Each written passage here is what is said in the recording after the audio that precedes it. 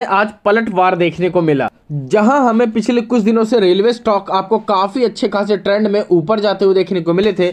आज के दिन वो सारे स्टॉक आपको क्रैश होते हुए देखने को मिले, जिसके अंदर अभी तक सबसे ज्यादा नुकसान इंडियन रेलवे फाइनेंस कॉर्पोरेशन में देखने को मिला है। और इन्हीं सब चीज़ों के ऊपर अभी हम टेक्निकल एनालिसिस करेंगे कि आने वाला फ्यूचर इनका क्या हो सकता है। साथ ही नज़र डालेंगे आरवीएनएल के ऊपर, जो कि काफ़ी शानदार रिटर्न्स देने के बाद पिछले कुछ दिनों से डाउन देखने को मिल रहा है। और साथ ही साथ आईआरएफसी एंड आरकॉन को लेकर जो भी लेटेस्ट न्यूज़ एंड अपडेट्स देखने को मिला है उसके ऊपर नज़र डालेंगे। बट इन सबसे पहले बता दूं, चैनल के ऊपर फर्स्ट टाइम विजिट किया हो तो चैनल को सब्सक्राइब करके बेल आइकन को हिट करना है, ऑल पर जरूर सेलेक्ट कर लेना, ताकि डेली बेसिस पे जो भी हमारी वीडियोस होती हैं, अपडेट्स होते हैं, आप बिल्कुल भी मिस ना करें। सो अभी सबसे पहले ध्यान दीजिए इंडियन रेलवे फाइनेंस कॉर्पोरेशन के शेयर चार्ट के ऊपर, जहां पर आपको 7 से 7.5% की गिरावट देखने को मिल रही है। और ये गिरावट अगर मूवमेंट हाई मूवमेंट से एकदम नीचे तक की देखेंगे तो आपको 9 से 10% तक भी जाती हुई देखने को मिलती है। क्योंकि अगर आप एग्जैक्टली कैलकुलेट करेंगे तो स्टॉक का हाई है आज का 37 रुपये 10 पैसे, जो कि प्रीवियस क्लोज से स्टॉक ऊपर गया था। देन वहाँ से स्टॉक का जो लोअर लेवल है आज 32 रुपये 55 पैसे का देखने को मिलता है। और अभी जो स्टॉक की ट्रेडिंग है वो 32 रुपये 60 पैसे के आसपास है। मतलब कि कहीं ना कहीं स्टॉक की जो गिरावट है वो करीब 10% से ज़्यादा देखने को मिल चुकी है। और इसके पीछे एक बिग रीज़न जो है निकल कर आता है, जो कि मैं पहले ही बता चुका हूँ और आपको सावधान भी कर चुका था कि डेफिनेटली गवर्नमेंट की पॉलिसीज़ के अकॉर्डिंग ये स्टॉक आने वाले फ्यूचर में नो डाउट टारगेट 2000 रुपये प्लस भी जा सकता है। इसके टारगेट्स मल्टीबैगर होने वाले हैं और ये आपको शॉर्ट टर्म में भी रिटर्न्स देगा। लेकिन खरीदारी का जो है हमेशा एक समय होता है, एक टेक्निकल इंडिकेटर होता है, जो कि एक रिस्क जोन जो है ये शो कर रहा था। और इसीलिए मैंने आपको कहा था कि फिलहाल जो है इससे दूरी बना लीजिए और इसके अंदर बल्क में नहीं खरीदना। आप चाहे तो एसआईपी करना चालू कर सकते हैं, ठीक है। सो इसी के रिगार्डिंग जो है आपको करीब 4 अपडेट्स देखने को मिलेंगे। और साथ ही नज़र डालेंगे हम आरवीएनएल के ऊपर और आरकॉन के ऊपर, जो कि इंपॉर्टेंट शेयर हैं इसी के साथ के। तो टेक्निकली हम बाद में बात करेंगे। सबसे पहले इस आर्टिकल की तरफ ध्यान दीजिए। आईआरएफसी, आरवीएनएल एंड आरकॉन, रेलवेज की ये तीनों स्टॉक काफ़ी तेज़ी से ऊपर गए, लेकिन क्यों? एंड यहाँ पर अगर आप आर्टिकल के ऊपर ध्यान दोगे तो आईआरएफसी, जिसने आईपीओ से ही इन्वेस्टर्स को निराश किया था, 1% का रिटर्न नहीं दिया। आरवीएनएल जो काफ़ी समय से एक ही लेवल पर ट्रेड कर रहा था, आरकॉन जो कि एक लेवल पे ऐसे ट्रेड कर रहा था जैसे उसके अंदर आपको नुकसान ही देखने को मिलेगा भविष्य में, और कोई भी उसके अंदर पैसा लगाने को तैयार नहीं था। बट यही स्टॉक जो है आपको 96%, 30% एंड साथ ही साथ 51% से ज़्यादा के जो है रिटर्न आपको एक एक महीने में बनाकर दे चुके हैं। सो यहाँ पर अगर आप ध्यान देंगे तो इंडियन रेलवेज ने एक प्रिपेयर्ड किया है नेशनल रेल प्लान, एनआरपी के नाम से, फॉर इंडिया 2030 तक के लिए। अब इस प्लान के अंदर आपको जो है फ्यूचर के लिए जो है काफ़ी सारे ऐसे सिस्टम इलेक्ट्रॉनिक बेस पे देखने को मिलेंगे, जो कि डेफिनेटली इंडिया को एक मॉडर्न टेक्नोलॉजी के अंदर जो है इन्वॉल्व कर देगा।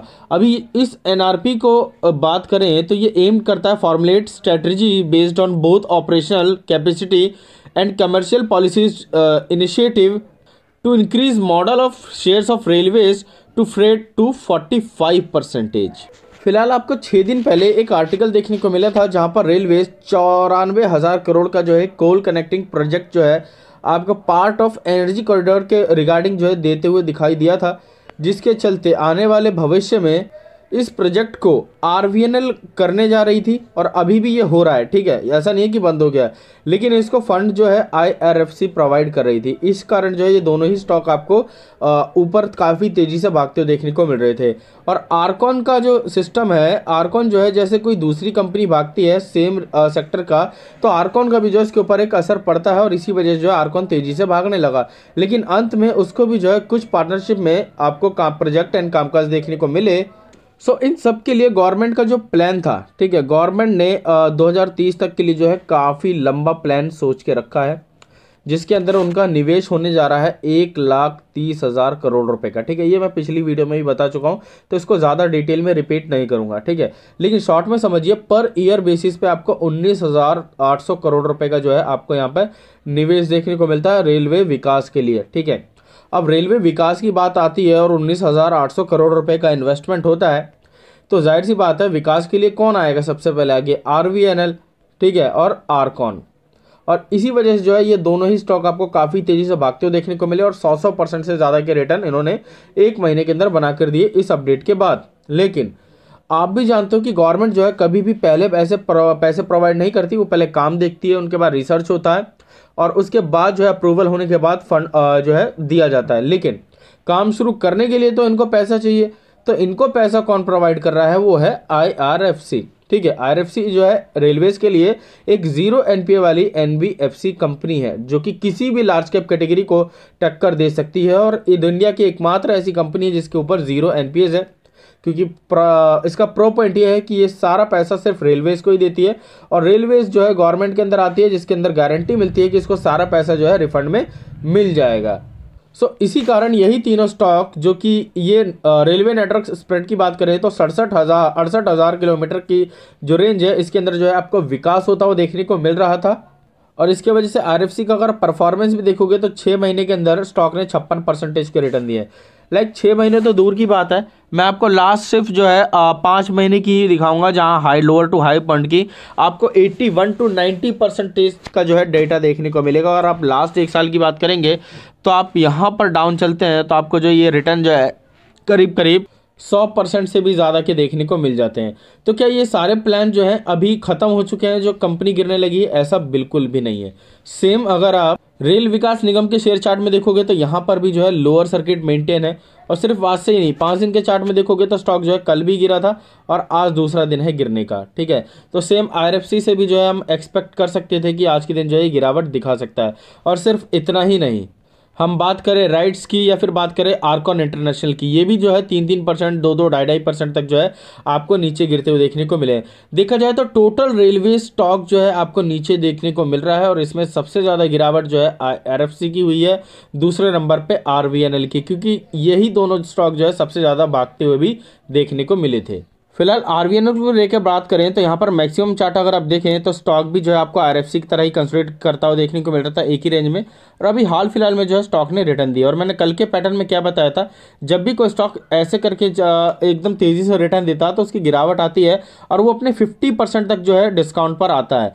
तो मतलब करीब करीब अगर आप ध्यान दें तो स्टॉक ने जो हाई लगाया है, 92वीं हाई की हम बात करें एग्जैक्टली, तो यहाँ पर देख सकते हो 92वीं हाई है 84 रुपीज़ और इस कंपनी ने भागना चालू किया था करीब 30 रुपये से, मतलब लगभग जो है आपको 50-60 रुपये का जो है जंप देखने को मिला था। तो हाई से जो है आप मानकर चलिए 25 से 30 रुपये तक की जो है यहाँ पर गिरावट देखने को मिल सकती है। एंड सेम परफॉर्मेंस के लिए मैं IRFC में भी बात करूंगा कि IRFC भी जो है सेम इसी तरीके की जंप करता हुआ दिखाई दिया है और इसके अंदर भी गिरावट आएगी और नॉर्मल स्टॉक का जो सपोर्ट बनेगा वो 26 to 27 रुपीज़ के आसपास जो है आपको बनता हुआ देखने को मिलेगा। क्योंकि टेक्निकली भी देखें तो स्टॉक का जो स्ट्रेंथ है वो करीब 56% के आसपास आ चुका है। अभी नज़र डालते हैं कंपनी के एडवांस चार्ट के ऊपर, जहां पर अगर आप देखोगे तो कंपनी का जंप क्लियरली काफ़ी अच्छा खासा है। लेकिन जितनी तेज़ी से कंपनी के वॉल्यूम्स आपको क्रिएट होते हुए देखने को मिले थे, यही रेड कैंडल जो है आपको सारी बिकवाली देता हुआ दिखाई दे रहा है। और इसके कारण आप कह सकते हैं कि स्टॉक के अंदर लोअर सर्किट या गिरावट अभी और भी ज़्यादा जारी रह सकती है। क्योंकि यहाँ पर नॉर्मली एक कैंडल पहले भी देखने को मिला था, अगर कल के दिन स्टॉक संभल गया तो स्टॉक लगातार ऊपर जाएगा कम से कम भी 7 से 8 दिन। लेकिन अगर यहाँ पर कल के दिन भी रेड कैंडल बनता है तो स्टॉक जो है आपको लगातार आपको नीचे आता हुआ देखने को मिलेगा 26 रुपीज़ के आसपास फिलहाल। और मैंने आपको पहले भी बताया था टेक्निकली स्टॉक को देखना काफ़ी ज़्यादा ज़रूरी होता है। अभी स्टॉक का RSI देखोगे आज की बड़ी वॉल्यूम की गिरावट के साथ जो है 73.9 के आसपास आ गया है। लेकिन स्टॉक का RSI गया कहाँ पे था, लगभग 100 के आसपास। और मैंने आपको हमेशा बताया है कि 80 या 85 के ऊपर चला जाए तो आपको जो है हमेशा स्टॉप लॉस मेंटेन कर लेना है। क्योंकि स्टॉक का कोई भरोसा नहीं, उसके बाद कभी भी गिरावट हो सकती है। अगर मान लो ये स्टॉक 40 रुपीज़ तक चला गया और इसका RSI लेवल है 90, ठीक है, तो इसका मतलब ये नहीं कि ऊपर जाएगा, क्योंकि वहाँ तो ओवरबॉट हो ही चुका है, बिकने के लिए कुछ है ही नहीं, खरीदने वाला कोई है ही नहीं, तो फिर बिकेगा क्या। तो इसीलिए वहाँ से जो है गिरावट होनी चालू होती है। अब मान लो 40 रुपीज़ से नीचे आप मान लो 39 के आसपास स्टॉप लॉस यूज़ कर लेते हो तो स्टॉक के अंदर गिरावट होगी 5% की, तो स्टॉक नीचे आएगा करीब करीब आराम से 2.5-3 रुपये के आसपास। तो स्टॉक जो है आपको 1 रुपये नीचे पे ही आपको मैंडेटरी सेल हो जाएगा, जिसके चलते आप एक बड़े नुकसान से बच जाओगे और एक अच्छा खासा प्रॉफिट जो है आपके पोर्टफोलियो में देखने को मिल जाएगा। लेकिन ये तो हो गया as a short term basis. और मैं आपको हमेशा से कहता आ रहा हूं कि IRFC ये one of the best multibagger stock future के लिए होने वाला है। अगर RVNL एंड IRFC, ये दोनों स्टॉक आपके पोर्टफोलियो में है और आपका नज़रिया लंबी अवधि कम से कम भी 5 साल के लिए है, तो कोई चिंता की ज़रूरत नहीं है। ये आपको कम से कम भी 1000 गुना रिटर्न देकर जाएंगे और इस बात की गारंटी है। आप RSI लेवल को, ओवरबोट जोन को, ओवरसेल जोन को भूल जाइए, बस अपने पोर्टफोलियो में स्टॉक को मेंटेन रखिए और पेशेंस रखिए। बाकी कोई भी डाउट